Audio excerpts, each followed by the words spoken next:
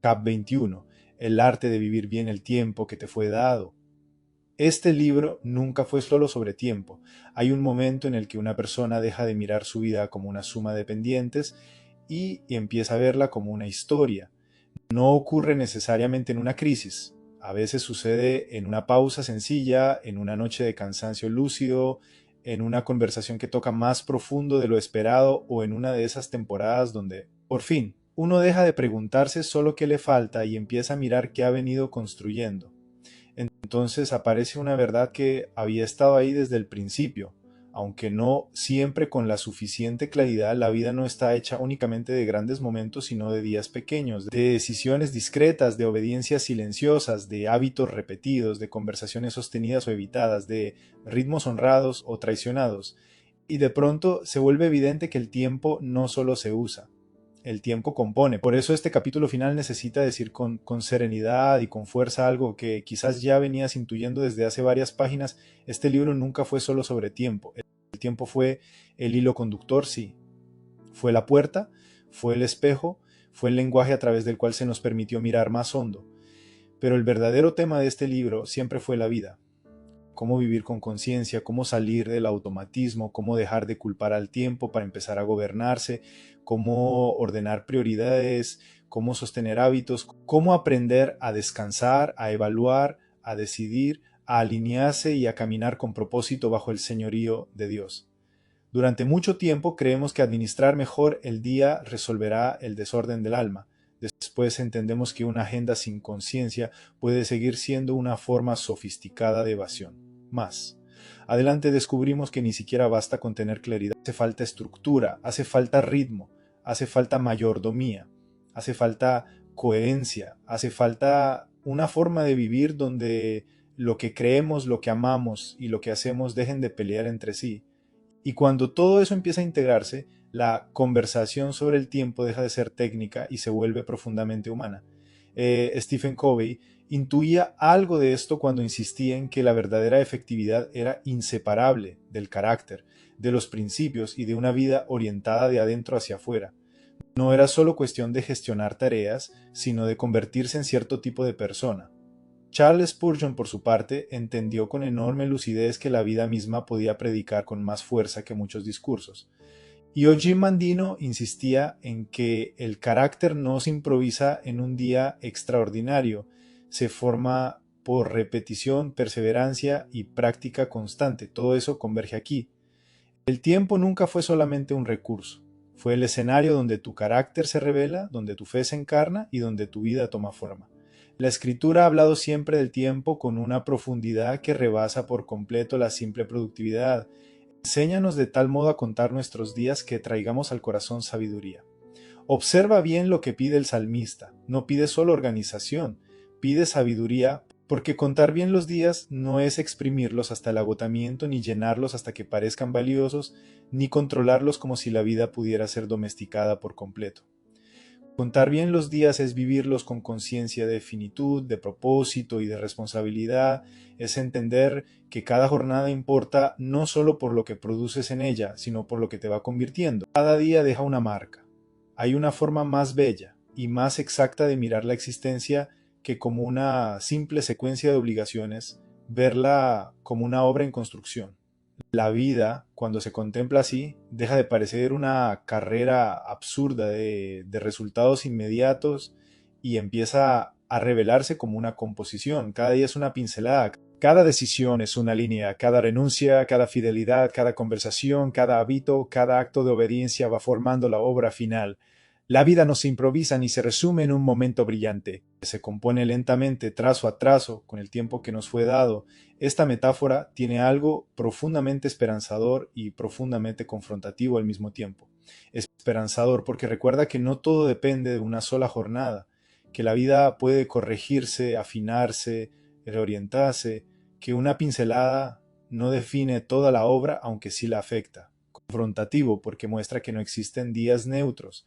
Todo deja una marca, todo suma algo, a veces una línea clara, a veces una sombra, a veces un deterioro casi imperceptible, a veces una belleza silenciosa que solo con el tiempo se vuelve visible. Por eso una de las frases centrales de este cierre necesita quedar respirando dentro del lector con toda su verdad. El tiempo bien vivido deja huella, no solo resultados. Los resultados importan, claro que sí. El libro nunca promovió una espiritualidad desordenada o una vida sin fruto, pero el resultado por sí solo no basta para medir una existencia. Hay resultados obtenidos a costa del alma. Hay logros construidos sobre cuerpos agotados, familias ignoradas, relaciones frías y corazones espiritualmente desplazados. También hay fidelidades discretas que durante años parecen pequeñas, pero que terminan dejando una huella mucho más profunda que muchos éxitos visibles. Una persona puede no impresionar a todos y aún así haber aprendido a vivir de una manera que hace bien a los que la rodean, honra a Dios y deja una paz que no se compra con rendimiento. Eclesiastés 3. 1 nos recordó antes que todo tiene su tiempo. En este punto del libro esa verdad puede leerse con un matiz nuevo, no solo cada cosa tiene su tiempo, cada tiempo deja una forma. La manera en que trabajaste dejó una marca, la manera en que amaste dejó una marca, la manera en que descansaste, serviste, reaccionaste, esperaste, obedeciste o te escondiste también dejó una marca. Nada de eso fue neutro. Esto se ve con especial claridad en las áreas de la vida. Una vida interior cultivada durante años produce una paz que no se improvisa cuando llegan las tormentas. La familia no suele recordar solo grandes eventos, recuerda presencia repetida, conversaciones significativas, ternura sostenida, disponibilidad emocional. El cuerpo cuidado honra la obra completa de la vida porque permite que el llamado pueda sostenerse sin tratar la humanidad propia como estorbo. El trabajo deja de ser mera producción cuando se integra propósito, servicio y mayordomía. Y el carácter, quizás más que cualquier otra cosa, se va revelando con el paso de los años como la suma de días honrados o desperdiciados. Nadie ve el resultado completo de un día, pero la suma de los días termina revelando quién te has vuelto. Jesús lo dijo con una sencillez que desarma cualquier obsesión por aparentar frutos sin permanecer en la fuente. Yo soy la vid, vosotros los pámpanos, el que permanece en mí y yo en él, éste lleva mucho fruto. El fruto verdadero no nace del apuro, nace de la permanencia, y la permanencia siempre se juega en el tiempo, en los días comunes, en la fidelidad cuando nadie está celebrándola, en la obediencia que no necesita ser espectacular para ser real, la vida que construyes mientras vives. Aquí aparece una de las revelaciones más serenas y más maduras del cierre: la vida no se define en un solo momento.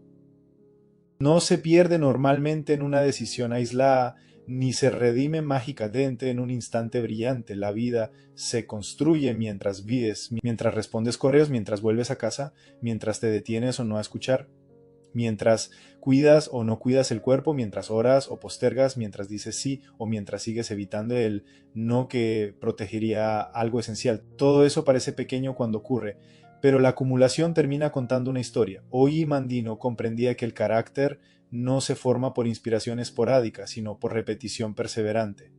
Esa intuición dialoga con casi todo el recorrido de este libro, ¿no? Los hábitos que sostienes, el ritmo que honras, las decisiones que repites, la manera en que corriges, evalúas y vuelves a empezar. Todo eso va dejando una huella en ti y a través de ti. No solo estás viviendo días, estás construyendo una manera de estar en el mundo. Pablo, al final de su carrera, pudo decir: he peleado la buena batalla, he acabado la carrera, he guardado la fe. Hay una serenidad poderosa en esas palabras, no hay perfección presumida, hay conciencia de haber vivido con fidelidad, de haber honrado el encargo, de haber llegado al final con algo más valioso que una lista de éxitos, una vida sostenida en la dirección correcta, ¿no? Eso es precisamente lo que este capítulo quiere despertar en el lector. No una emoción grandilocuente, sino una claridad contemplativa. La vida no se compone solo de metas cumplidas, compone de la forma en que fuiste viviendo tus días. Y cuando esos días se viven con verdad, con propósito y con fidelidad, algo hermoso empieza a aparecer, una vida que ya no solo está ocurriendo, sino que está siendo bien vivida. Aquí puede entrar con sobriedad y sin agotarla, una herramienta de síntesis que acompaña muy bien este cierre, las decisiones de legado, no ya como una técnica de proyección, sino como una pregunta de honestidad madura. ¿Qué estoy construyendo realmente con mis días? ¿Qué historia está contando mi manera de vivir? ¿Qué fruto quiero que permanezca cuando mis años ya no puedan contarse hacia adelante sino hacia atrás? Esas preguntas no buscan angustiarte, buscan reconciliarte con la profundidad de lo cotidiano, porque muchas veces esperamos que la vida deje huella a través de grandes actos visibles, cuando en realidad la huella más profunda suele venir de una fidelidad humilde, encarnada y sostenida. Quizás eso es, al final, una de las cosas más hermosas que el tiempo puede llegar a enseñar, que la vida no se dignifica únicamente cuando brilla, sino cuando se honra. Y si esa comprensión ha empezado a echar raíz en ti, ya estás listo para mirar algo todavía más hondo. ¿Qué huella quieres dejar? ¿Qué significa vivir con serenidad al final del camino? ¿Cómo se ve una vida que honra el tiempo recibido? Y cómo cerrar este libro no con más técnica, sino con conciencia, gratitud y legado. La serenidad de quien vive con propósito. Hay una imagen que, si se deja entrar con honestidad, ordena muchas cosas por dentro. Una persona imagina el cierre de una etapa o incluso el final de su vida, y por un momento deja de pensar como solemos pensar casi siempre. No calcula primero cuántas tareas completó, ni cuántos correos respondió, ni cuánto logró producir, ni cuántos asuntos sostuvo en simultáneo. Piensa en algo más humano y más definitivo: a quién amó bien, qué clase de persona llegó a ser, qué paz cultivó, qué fruto dejó, qué conversaciones sostuvo, qué heridas sanó, qué fidelidades honró. Y entonces comprende que al final la vida se mide menos por acumulación y más por huella.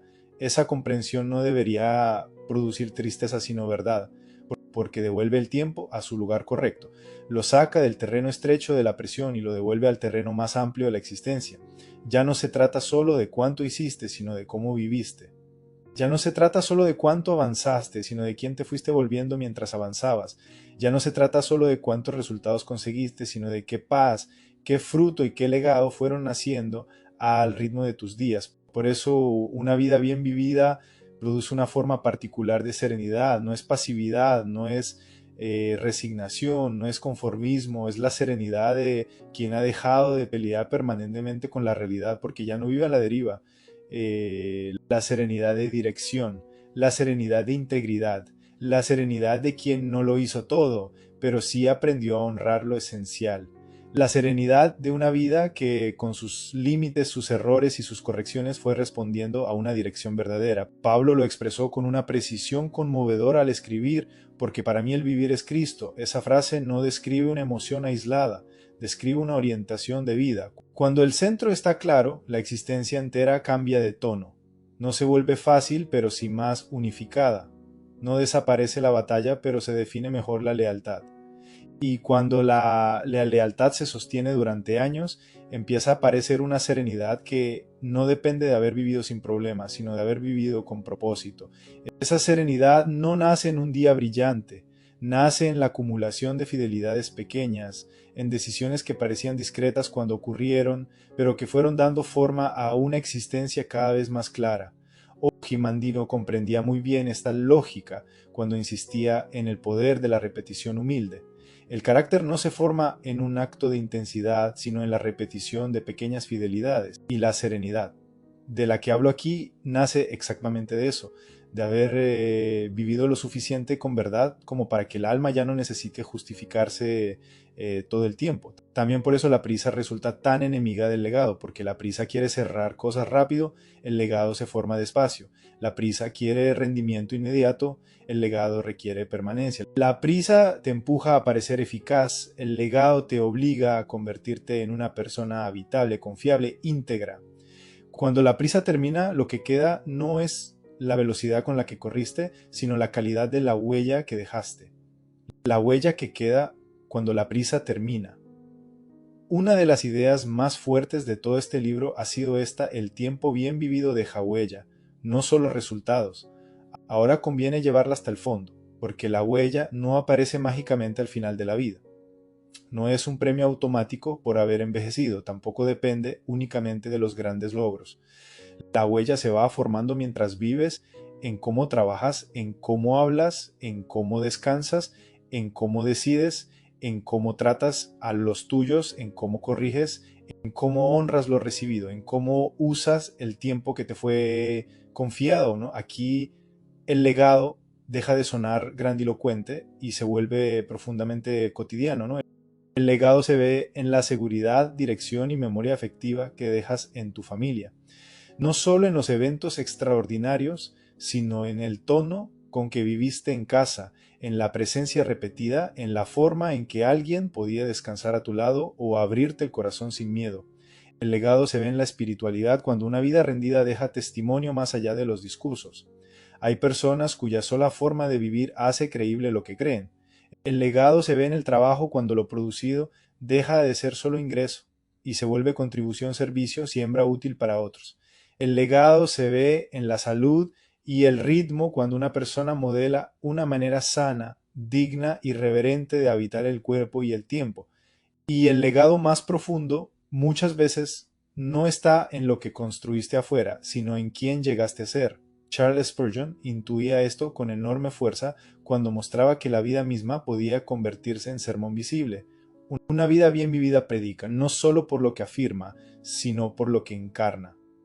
No solo por lo que enseña, sino por la calidad de su presencia. Eso es parte de la belleza y de la seriedad del tiempo, termina volviendo visible aquello que realmente has honrado. Jesús lo dijo también de otra manera: así alumbre vuestra luz delante de los hombres para que vean vuestras buenas obras y glorifiquen a vuestro Padre que está en los cielos. La luz aquí no es espectáculo, es visibilidad de una vida orientada correctamente, una vida que deja ver algo de Dios porque su manera de existir, de decidir, de amar y de perseverar se ha ido ordenando alrededor de él. Por eso el legado no empieza cuando una persona muere ni cuando ya puede mirar su historia hacia atrás, empieza hoy, empieza en el próximo día ordinario, en la forma en que respondes cuando nadie aplaude, en la manera en que tratas a la persona que más cerca vive de ti, en el tipo de disciplina que cultivas cuando no hay presión externa, en la calidad de tu presencia, en la verdad con la que corriges, en la humildad con la que vuelves a empezar. Proverbios 13:22 dice: el bueno dejará herederos a los hijos de sus hijos. El texto leído con amplitud no habla solo de herencia material, habla también de continuidad, de fruto que alcanza más allá de la propia jornada. Una vida buena deja algo que permanece. A veces será una enseñanza explícita, a veces una cultura familiar, a veces una fe practicada, a veces una estabilidad, una dirección o una forma de habitar el mundo que otros reciben como regalo. Eso vuelve muy necesarias las preguntas de legado, no como ejercicio retórico, sino como acto de lucidez espiritual. ¿Qué quiero que permanezca cuando ya no pueda controlar el resultado? ¿Qué clase de presencia quiero haber sido? ¿Qué debo empezar a vivir hoy para que mi tiempo deje la huella correcta? Estas preguntas tienen peso porque te obligan a salir de la administración superficial del día y entrar en la interpretación profunda de la vida. Ya no solo preguntas cómo hago más, preguntas qué debe permanecer cuando lo inmediato pase, vivir de tal manera que el tiempo dé testimonio. En este punto del libro, la regla de vida personal ya no puede verse solo como una estructura útil para sostener hábitos. Ahora se revela con una profundidad mayor. Es una forma de proteger el tipo de huella que deseas dejar. No garantiza automáticamente una gran vida, pero sí evita que el legado dependa enteramente del azar, del ánimo o de la improvisación. Hace visible aquello que quieres honrar, le da forma, le da repetición, le da permanencia. Una regla de vida que protege ritmos de paz, prioridades esenciales, espacios para relaciones, cuidado del cuerpo, revisión consciente y obediencia práctica no es una cárcel. Es una forma de decir: quiero que mi vida predique una verdad y no una contradicción. Quiero que el tiempo que recibí no se deslice sin forma. Quiero que los años al pasar dejen algo más que cansancio y resultados. Quiero que dejen fruto, integridad y memoria fiel. Aquí la auditoría por dominios de vida puede entrar una última vez, ahora aplicada no solo al orden, sino al legado. Pregúntate con verdad: ¿qué área de mi vida necesita más honestidad para que mi huella sea íntegra? ¿Qué debo reconciliar, corregir o fortalecer para que mi vida no predique una contradicción? Puede ser la familia, puede ser la vida interior, puede ser el cuerpo, puede ser la manera en que trabajas, puede ser una conversación pendiente, puede ser la necesidad de renunciar a una narrativa de éxito que en realidad está vaciando tu alma. No hace falta resolverlo todo en este instante, pero sí hace falta ver, porque el tiempo honrado se convierte en testimonio, ¿no? Y el testimonio nunca es completamente privado. Toca a otros, forma a otros, aclara o confunde a otros, abre camino o deja escombros. Por eso la verdadera grandeza de una vida no se mide simplemente por lo que acumuló, sino por cómo honró lo recibido. Aquí el libro puede decir ya con plena claridad algo que venía gestándose desde el principio. Este recorrido no trataba solo de administrar horas, sino de aprender a vivir. Una vida bien vivida deja paz, fruto y legado. El tiempo honrado se convierte en testimonio. El legado no se improvisa, se construye en lo cotidiano. Y la verdadera grandeza de una vida está en cómo honra lo recibido. Si has llegado hasta aquí con una mezcla de inspiración, gratitud, reverencia y compromiso, vamos bien. No porque este libro pretenda dejarte impresionado, sino porque su meta siempre fue otra, ayudarte a mirar tu vida con más verdad y tu tiempo con más dignidad. Que lo cotidiano recupere peso, que lo esencial vuelva al centro, que la agenda deje de ser enemiga y se convierta en aliada de una vida consciente, que la disciplina se vuelva amor, que la estructura se vuelva servicio, que la obediencia se vuelva habitable y que el tiempo deje de sentirse como una amenaza para empezar a ser reconocido como el espacio donde puedes amar, servir, obedecer y dejar huella. Cuando una persona comprende que el tiempo no era enemigo sino oportunidad, no carga sino encargo, no amenaza, sino espacio para amar, obedecer y dejar huella, algo en su interior se reconcilia. Y desde esa reconciliación nace el último paso de este libro. No una nueva técnica, no una exigencia añadida, sino una invitación final a vivir distinto.